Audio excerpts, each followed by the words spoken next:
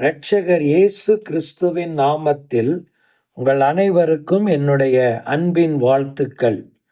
Lend என்னும் இந்த காலங்கள் நம்முடைய வாழ்க்கையில் ஏற்படுத்த வேண்டிய ஆவிக்குரிய மாற்றங்கள், ஆவிக்குரிய வாழ்க்கையின் உயிரூட்டம், இதைத்தான் நாம் இந்த நாட்களிலே மையம் கொள்ளுகிறோம். அதற்கு ஆதாரமாக கடந்த சில தியானங்களை பழைய ஏற்பாட்டில் வாழ்ந்த மனிதன் ஏசாவிலிருந்து நாம் கற்று வருகிறோம். கடந்த 3 தியானங்களுக்கு மேல் அவனுடைய வாழ்வில் இருந்து நாம் தியானங்களை கற்றிருக்கிறோம். இன்றைக்கும் ஏசாவின் வாழ்வில் இருந்து இன்னும் ஒரு எச்சரிப்பின் பாடத்தை நாம் கற்றுக்கொள்வோம். எபிரேயர் 12ஆம் அதிகாரத்தில் நீங்கள் 16வது 17வது வசனத்தை தொடர்ந்து நீங்கள் தியானிக்க வேண்டும். அதில் வருகிற ஒரு வார்த்தையை நீங்கள் கவனியுங்கள். ஒருவேளை போஜனத்திற்காக தன் சேஷ்டபுத்திர பாகத்தை விற்று போட்டவன். கடந்த தியானத்தில் தான் நான் உங்களுக்கு சொன்னேன், அவருடைய ஆவிக்குரிய வாழ்க்கையில அடிப்படையில தடுமாற்றம் இருந்ததினாலே அது எவ்விதமாக வாழ்க்கையின் மற்ற பக்கங்களை பாதித்தது, அது அவனுடைய மாம்சீக கட்டுப்பாடுகளை பாதித்தது என்று பார்த்தோம். அதிலே உணர்ச்சி வாழ்க்கையில அவனுக்கு இருந்த மோசமான ஒரு போக்கை குறித்து திருமறை எவ்விதமாய் கண்டித்து உணர்த்துகிறது என்பதை நாம் கவனித்தோம். அதோடு சேஷபுத்திர பாக ஆசீர்வாதத்தில் அவனுக்கு இருந்த உதாசீனத்தை நாம் கவனித்தோம். இந்த ரெண்டையும் நீங்கள் ஒன்று சேர்ப்பீர்களானால் இன்றைக்கு இன்னும் ஒரு சத்தியத்தை அதிலிருந்து நீங்கள் படித்து கொள்ளலாம். நான் படித்த அந்த வேத வாக்கியத்தில் நீங்கள் பார்க்கிற 2 வரிகளை கவனியுங்கள். ஒருவேளை போஜனத்திற்காக தன் சேஷ்டபுத்திர பாகத்தை விற்று போட்டவன்.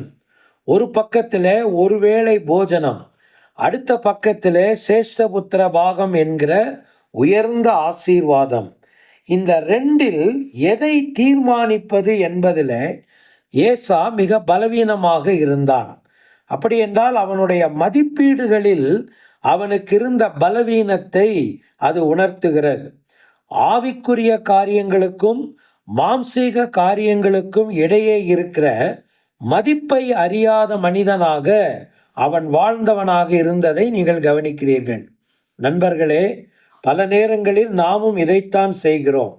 உலக பிரகாரமான காரியங்களுக்கு மேல் நமக்கு இருக்கிற அந்த மதிப்பும் மரியாதையும் ஆவிக்குரிய காரியங்களின் மேல், கடவுள் அளித்திருக்கிற ஆவிக்குரிய ஆசீர்வாதங்களின் மேல் நமக்கு இருப்பதில்லை. காரணம் என்ன தெரியுமா? நம்முடைய மதிப்பீடுகளில் நமக்கு இருக்கும் பலவீனம்தான். எதை உயர்வாக பார்க்க வேண்டும், எதை கீழே பார்க்க வேண்டும் என்கிற வேறுபாடு நமக்கு தெரிவதில்லை. ஒன்று, அந்த போஜனம் என்பது கிடைக்காமல் போகிற ஒன்று அல்ல. இரண்டாவது, அவனுடைய பசி நேரத்திற்கு அப்பொழுது அது தேவைப்பட்டது.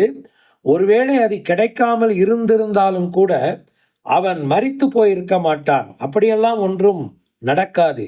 சற்று பசியில் அவன் இருந்திருப்பான், அவ்வளவுதான். ஆனால் இதையெல்லாம் கருத்தில் கொள்ளாமல் உதாசீனமாக அதை அவன் தூக்கி எறிந்ததற்கான காரணம் என்ன? அதனுடைய மதிப்பை உணராத ஒரு தன்மைத்தான். இன்றைக்கும் நம்முடைய வாழ்க்கையிலே இதுதான் நடக்கிறது. கடவுள் நமக்கு முன்பாக வைத்திருக்கிற மேன்மையான காரியங்களை குறித்த மதிப்பை நாம் உணராமல் உலக பிரகாரமான காரியங்களுக்கு நாம் கொடுக்கிற மதிப்பு அதிகமானதாக இருக்கிறது. நம்முடைய மதிப்பீடுகள் மிக பலவீனமானவைகளாக இருக்கிறது. மண்ணா மாணிக்கமா என்ற கேள்வி எழும்பும்போது எனக்கு மாணிக்கம் வேண்டாம், மண் தான் வேண்டும் என்கிற நிலைப்பாடுதான் நம்மில் நிலைத்திருக்கிறது. ஆண்டவரிடத்திலே நாம் கெஞ்ச வேண்டும். ஆண்டவரே, என்னை மன்னியும், இப்படிப்பட்ட போக்கை என்னை விட்டு மாற்றிவிடும், என்னுடைய மதிப்பீடுகளில் நான் கவனமாயிருக்க எனக்கு உதவி செய்யும். உலகம் சார்ந்த காரியங்களை விட உன்னதம் சார்ந்த காரியங்களின் மதிப்பீட்டை நான் உணரவும் அதன் அடிப்படையிலே வாழ்க்கையை தீர்மானிக்கவும் எனக்கு அருள் தாரும் என்று ஆண்டவரிடத்திலே மன்றாடுவோம். அப்படி எங்கேயாயிலும் உங்களுடைய மதிப்பீடுகளில் பலவீனமாய் நீங்கள் இருந்ததினாலே ஆசீர்வாதங்களை இழந்திருப்பீர்களானால் கடவுளிடத்திலே கெஞ்சுங்கள், மன்றாடுங்கள். கடவுள் அதை சீர் செய்யும்படியாக அவருடைய பாதத்திலே நீங்கள் சரணடையுங்கள். பிரார்த்தனை செய்வோம். அன்பின் தகப்பனே, மறுபடியுமாய் உம்முடைய தெளிந்த சத்தத்தை நாங்கள் கேட்டோம். எங்கள் மதிப்பீடுகளின் பலவீனத்தை நாங்கள் உணர்கிறோம். எங்கள் மதிப்பீடுகளில் எப்பொழுதும் நாங்கள் கவனமாய் இருக்க எங்களுக்கு உதவி செய்யும். உயர்ந்தவைகளின் உன்னதமானவைகளின் மதிப்புகளை உணர்ந்திருக்க கிருபை தாரும். இயேசுவின் நிமித்தமே வேண்டிக் கொள்ளுகிறோம் நல்ல பிதாவே. ஆமேன்.